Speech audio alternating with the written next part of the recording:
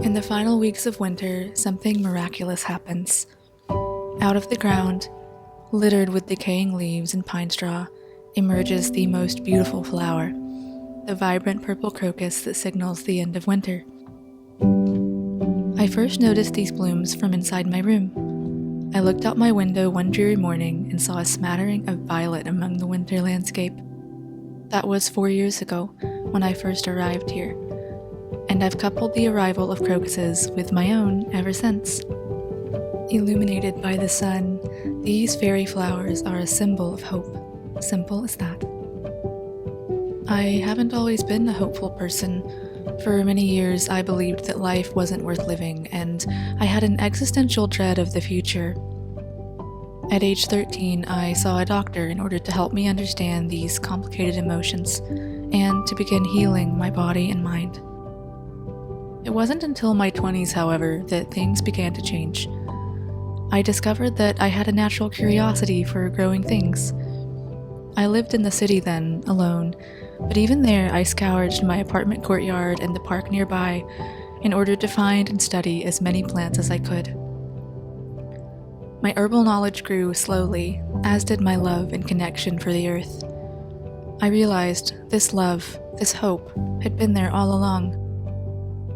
I'm not saying that my fondness for nature has healed me completely. That would be an absolute fallacy. Even consider Mother Nature in all her majesty. The great mountain slopes, thunderstorms, the scorching sun, the treacherous sea. We contain these more intense components within ourselves as well. But there's also the meadow in spring, alive with wildflowers, the trees swaying gently, the first call of a baby bird, and, of course, the emerging of the crocuses. I share all of this to say that life can be complicated and tragic, but at times beautiful beyond belief. I choose to be hopeful and look for the beauty, and I hope that, simple as these videos are, they can add something valuable, or at least peaceful, to the world.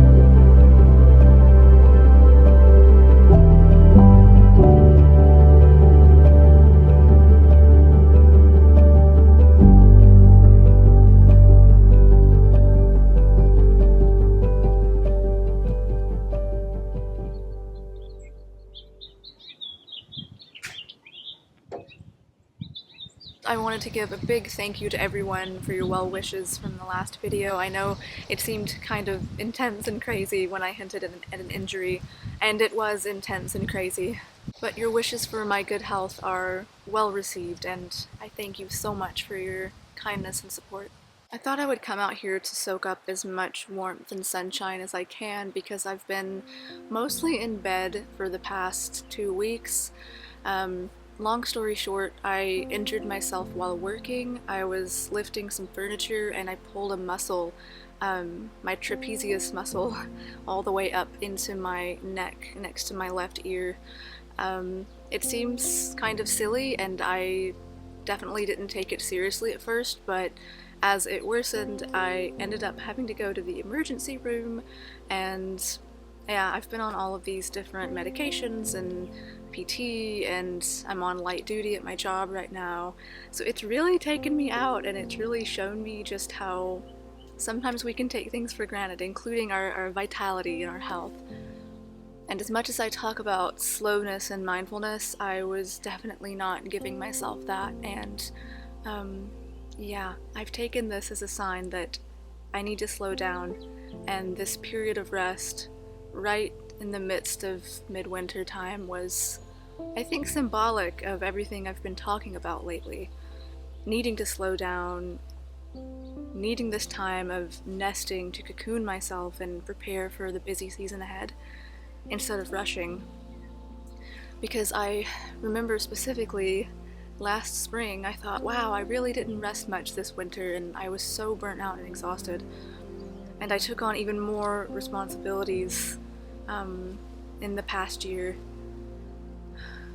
But all I can say is, without revealing too much about my personal life, is that I've been going in completely the wrong direction for a while in certain areas of my life, and I think that's fine. We're not given a roadmap to life, and sometimes we need these more challenging moments to guide us in the right direction. And this has definitely been one of those times. So I feel a sense of relief because a lot of things are shifting and changing in my life, and I'm in the midst of it right now. I'm in the eye of the storm, you could say. So all I can really say is my life is really shifting right now, and I'm listening to that finally. I'm being called to pursue certain things, and I can no longer ignore the call. I know that's so vague, but until things are a little more lined up and set in stone, that's what I have. It's funny, the holistic treatment, of getting well, food, medicine, and rest, and out of all of it, this is helping me the most, in a way. I was visiting the crocuses earlier. They're a welcome surprise. Everything is gray and brown, and then you have this vibrant purple that's out of this world. It's truly a fairy flower. I was visiting the flowers, and now there's a beautiful breeze. It's almost 70 degrees today. It's definitely faux spring, but this has been so good for me just to come out and just feel the warmth in the sun. I'm rambling on and on now. So I think something a little more interesting for you guys is if I do another oracle reading, and I thought this could be the perfect place to do so. There might be the occasional rooster cawing, but I have brought my druid plant oracle like usual, but I'll also be working with another oracle deck that I think ties really well with that one, and it's one that I've also used for years, so I was curious what might come up for us today. Before I really got started reading for you guys, I wanted to show you two cards that I pulled from each of these decks just for my own personal readings, and I thought they worked very beautifully together. From my Druid Plant Oracle, I pulled the Banes, which was very fitting. I've never actually pulled this card before, but the Banes are essentially the poison plants that also contain very powerful healing medicine, and this card really symbolized my whole situation. Unexpected aid and relief, and things coming out of nowhere to change your perspective, or even a silver lining, a bad situation that is actually a harbinger for good things that are coming. I pulled Shadow Treasures from the other deck, which is something, a very similar message, light hidden in the darkness, and so on, and I thought that both of these cards really tied well together. So let's take a few deep breaths together.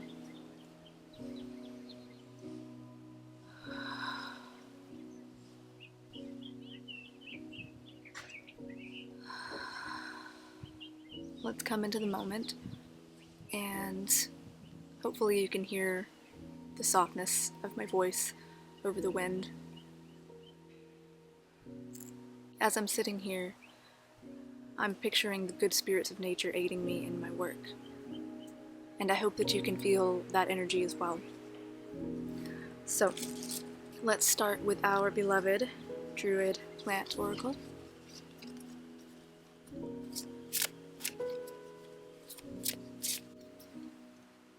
Okay. So I need it to be known that I don't have my guidebook out here with me, but I think that's the best for intuitive reading. And I know immediately that comfrey is used for knitting wounds. Oh, interesting. There's also snowdrops here, which is a big symbol of midwinter time. It's a sign of hope and renewal. Comfrey, the knitting of wounds. Let's pull from our other oracle deck as well.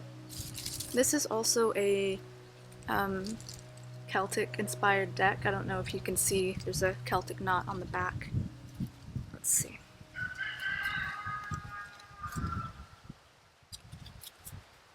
So here I have pulled a card called Communication. I do not have the guidebook for this deck. I read it intuitively, and it's pretty self-explanatory. She's communing with the spirits and it is a waxing moon. I also noticed daffodils as the flower here, which is another sign of midwinter. In fact, right next to me, daffodils are just about to bloom, and there's some already blooming over in the yard. So both of these cards contain flowers symbolizing new hope in the beginning of spring. Communicating, listening to your inner voice has been a big theme, and the knitting of wounds. I would imagine that for renewal to come, to feel alright again as you move forward into the new season, you have to take care of the old.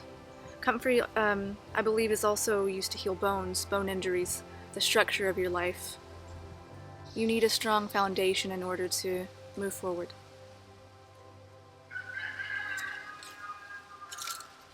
Also in my basket, I have brought my notebook, and I've just taken a few notes so we can talk about some ideas I have for the time ahead with my videos and some craft projects, and you can let me know if any of it sounds interesting. So the thing about winter time is we simply have to pay a little bit more attention to our surroundings. In this case, I noticed the hickory nuts on the ground, and I would like to make some ink with those. I spent some time the other day gathering a few with the help of my brother's cat, London, and I'm not sure if I can make ink with the dried husk or if they have to be freshly fallen from the tree, but it could still be an interesting experiment. A classic craft that I do every year is working with pine.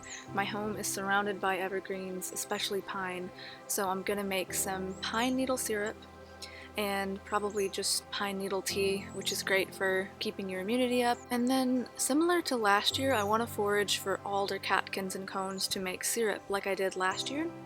Only I was thinking I would like to make like a true fermented syrup with brown sugar poured on top of the cones, so that could be interesting.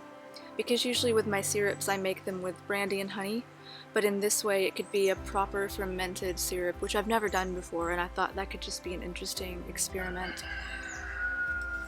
And speaking of ideas for my upcoming videos, if there's ever anything you guys would like to see, or if you're more interested in something maybe that I've shown glimpses of before, feel free to comment and let me know. I'm not very active on my Patreon right now for polling, but I would love to hear some ideas if you guys are curious about anything, and yeah. But for now, there's still several more weeks of winter despite this false spring that we're having, so I'm still mulling over everything that I'd like to get done, but more than anything, I'm just resting and finally taking time to heal my body and listen to the signs. I hope that this chat was meaningful to you. I know I was a little bit vague, but I'm still wrapping my head around everything, and it isn't fully formed yet, so I don't want to put it out there until I'm ready. But it just feels really nice to come out here, and again, I hope you've enjoyed this video, simple as it was. Wherever you guys are, I hope you're taking care, and I'll talk to you soon. Goodbye.